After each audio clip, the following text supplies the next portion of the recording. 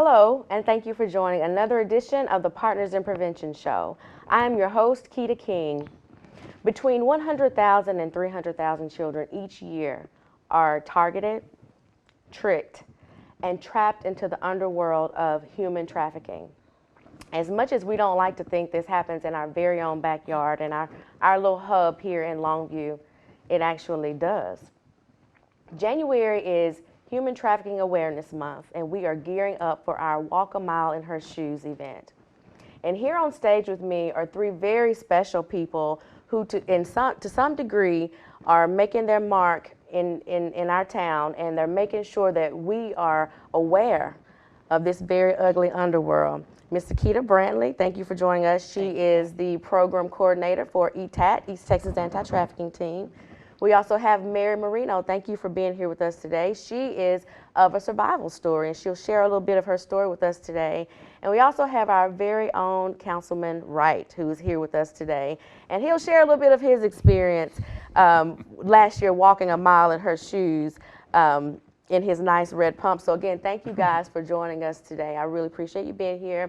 Sakita, tell us what exactly is Walk a Mile in Her Shoes? Walk a Mile in Her Shoes is a yearly event. It happens every year. This is our actually third year doing Walk a Mile, and we're very excited to be able to bring awareness in this capacity. And so Walk a Mile is basically what it is. You know, when you think about, walking a mile in someone else's shoes, don't judge me if you don't understand my walk. And so we want to encourage people to walk in people's shoes, such as these women that are caught into sex trafficking. And so even though it's a light event, it's fun, and we're gonna have balloons, and you're gonna see men walking in their shoes, struggling to walk in their shoes, and coming back like, oh, this is so painful.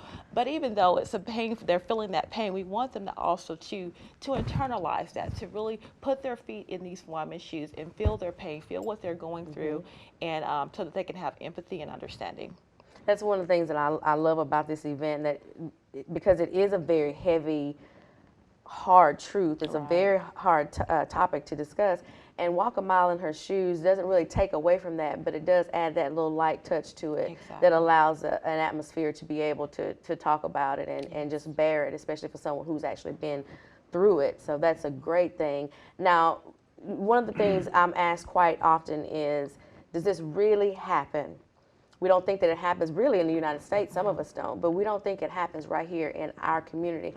How prevalent is that here? It is prevalent here. I will tell you a little bit about a presentation that we had a while back, and I believe it was in March of 2015. And because of this presentation that was presented, it was a young lady. She didn't realize that she was being trafficked. And after the presentation, she went and she shared with someone and said, I think I'm being trafficked. And therefore, she was able to get the help that she needed. And this was right here in Longview, Texas. And also, too, we recently had a call about outcry of a young lady that was needing help. She wanted out of the life, and so we were able to, Partners in Prevention, we were able to find placement for her. Okay. All right. And Mary, you actually have firsthand experience, unfortunately, in this lifestyle. What things made you vulnerable and got you caught up in human trafficking? Well, being molested myself and abused emotionally, physically, and mentally, and from early on, that's what got me caught up in it. How long were you? From age 12 to 18, and I was taken to Mexico in traffic, and then by a man I trusted, who gained my trust when I was 12 years old, and he was 29. And then I was a single parent for 7 years, and got out for that time, and then I went back, and when I lost my children, and I was in it until I was 47 years old, and sent to safety where I was able to get help. Having been involved, having found yourself caught up in this ugly world, what are some of the signs that you wish people would have picked up on your behalf and said, okay, this looks like a victim. She looks like she may be trafficked. What are some of the things we can look for? cries for help. The people, neighbors, church who witnessed abuse, neglect, and chaos, and the little girl who had to take care of herself. Teachers were I was an A+ honor roll student. All of a sudden, my grades went down.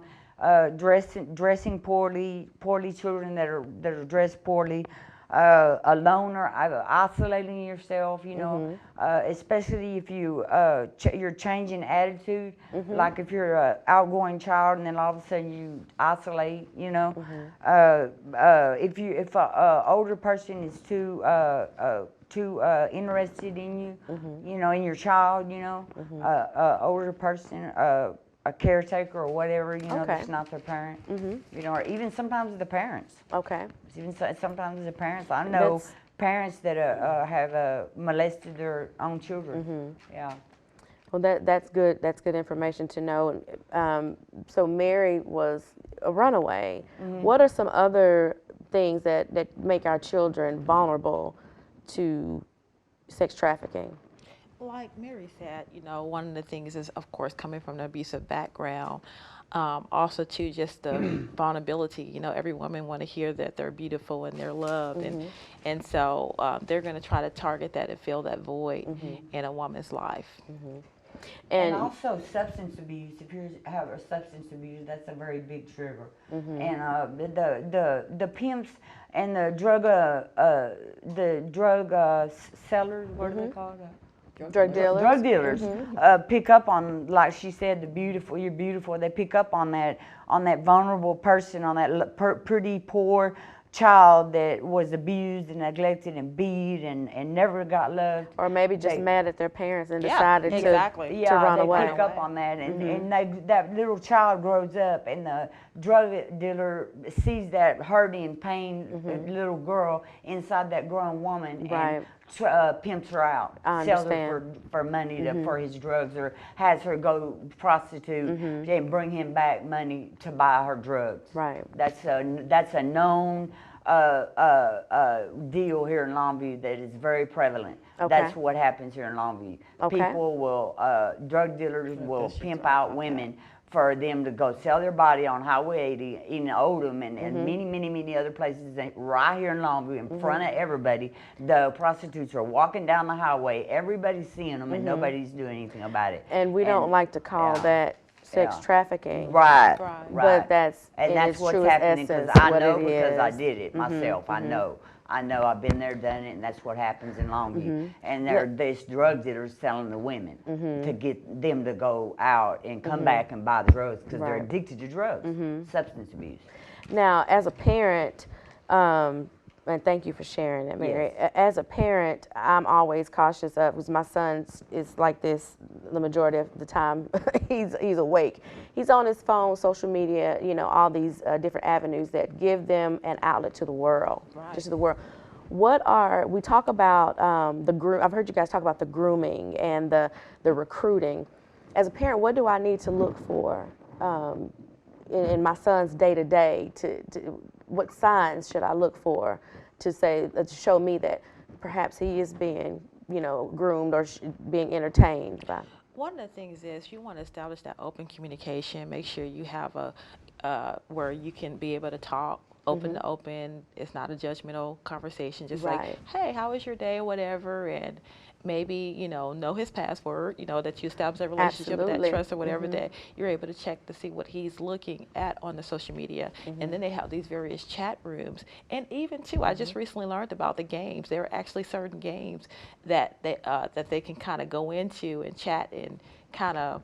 I don't know how that actually happens, but also those games as well are some of the things that you would need to look at.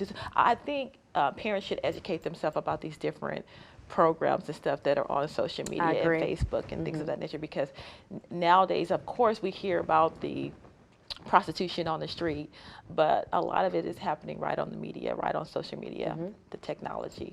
They can hide themselves, they can hide their age, and it's less, you don't even have to worry about possibly going to jail and things of that nature. It just kind of to minimize that Okay. the possibility of, going to jail or getting caught. Right. Okay. And remember, it's a dangerous war out there. Right. Right. You're very right.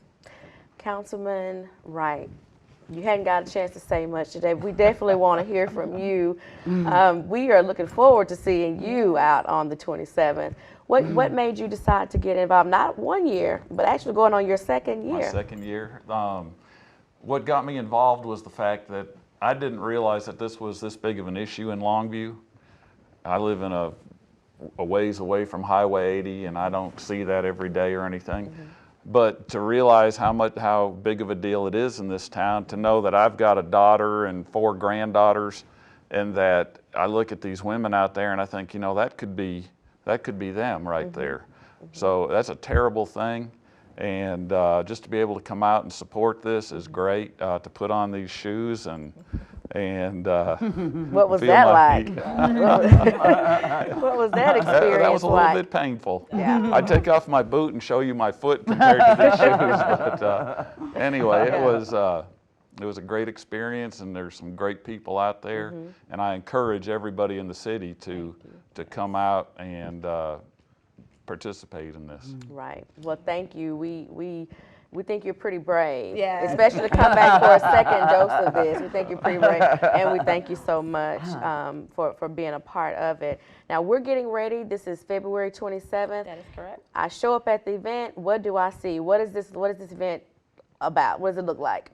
Wow, this event is you're going to see a lot of red shoes. Hopefully that's our goal or whatever. And you're going to see some men that's going to be trying to walk and struggle and wobble along the way in the walk. And hopefully we'll have balloons. Last year we had red and orange balloons or whatever. It just really added to our event. And so hopefully we'll have that again. I mean, you know, we're going to be excited. You're going to also have the signs, walk a mile in her shoes. I'm man enough to walk a mile in her shoes and everything. Awesome. And you're going to see some people laughing and talking and socializing, and some people just all excited and running back to just get back or whatever. But it's a really, really fun event. But at the same time, like I said, we don't ever want to take it lightly of something of this caliber that's happening in our community. Okay. And this year we're actually showing the documentary Chosen at the end of That's correct. the event, right? And Right. which is about a story of a couple of young ladies who found themselves being trafficked. So That's correct. So I'm looking forward to it, and I know you guys are looking forward to it as well.